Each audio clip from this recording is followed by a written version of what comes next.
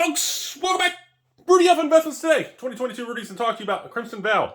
It's just straight up collapsed. There's just distributors got more Crimson Vow. I think they're building new ivory towers out of Crimson Vow. They removed it from allocation. Wizards removed it from allocation early. I would expect at this point in time, it says distributors selling these boxes for $79 to $89 a box. I wouldn't be surprised if they start doing a couple extra dollars off and the price goes to $77, $78 wholesale. I wouldn't be surprised if something starts happening here. I think this is a Theros 2.0, and as of the filming of this video, using TCG Market, an expected value of Crimson Vow booster box, draft booster box, $50. $50. We have one more downtick in the market on Crimson Vow. It'll be the first standard set to the TCG Market expected value, cards within the average box on a large scale. It could go into the 40s. I haven't seen a standard draft box in New Magic go to $50 a box or into the 40s in years, folks. I'm talking, I think Ixalan, no, Hour of Devastation touched 50s, 60s during the collapse. And obviously, Dragon's Maze hit 20, 30, 40, which was the worst modern performing product of all time. But besides that, we had Hour of Devastating Your Wallet touched 50, 60s, and that was it. It bottomed out, I think, at like 50. So, unlike, obviously, Dragon's Maze, where you could get Shocklands, about 2 per box, unlike Ixalan, which actually had pretty good cards that moved up, unlike Hour of Devastation, which had lottery cards, Crimson Vow has the 45 different variants, all of which are confusing and have no value and overprinted. So again, friendly reminder, I will not be carrying Crimson Vow draft boxes to the patrons or anything. It is the first standard set I will be skipping in the 6-7 years I've been on YouTube. I do want to say in the long term, we will hit a point in 6 to 12 months from now as the product gets older and so many people are skipping it. No mass box openings on the product. I am very bullish on Crimson Vow long term. I do not feel anyone should really buy into it. I don't feel anyone should spend money on Crimson Vow unless you need some single cards to play or actually enjoy the game or actually play the or build a deck or something.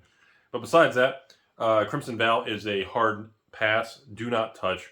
I would be very, very cautious, folks. As long as everyone stays this way and the market stays this way, Crimson Vow will be cut off early.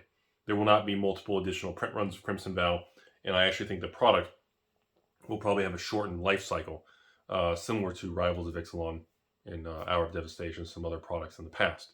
So, with that being said, walk away, let it go for now, but be aware, folks, when we revisit Crimson Vow in about 6 months and 12 months, and especially that 12 to 18 months from now, when we get towards the end of the life cycle, we may I may end up carrying it for maybe 1 or 2 months at that time, or we'll talk about it a lot more at that particular window when we get to the end of the life cycle, just to see, because there's a very good chance that an under-opened product, a very negative product like that, once it does actually age, people are going to look back and be like, bro, that was a garbage set, nobody touched it, everybody skipped it, and so chances are, when that day comes, the price movement and the appreciation and the attrition of the sealed product is going to move a lot more aggressively. We're not going to see something like War of the Spark or Guilds or Ravnica Allegiance, where those products went from, $90 to 100, then they went out of print to 110, 120, and now they're like 130, 140, and War of the Spark's 150. In other words, they're drifting up smoothly about what we'd all expect.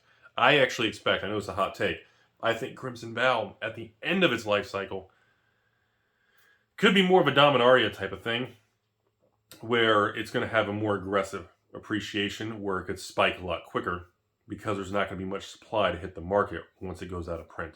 So just be aware. Want to have a quick conversation on it. Right now, the market is obsessed. Very happy with Kamigawa. We'll see as we approach release of Kamigawa, and we see release plus 30 days, release plus 90 days. We'll see if Kamigawa can hold the fort down, and the market accepts it with open arms, because so far it's looking pretty good. And the flow of money is looking pretty attractive for Kamigawa.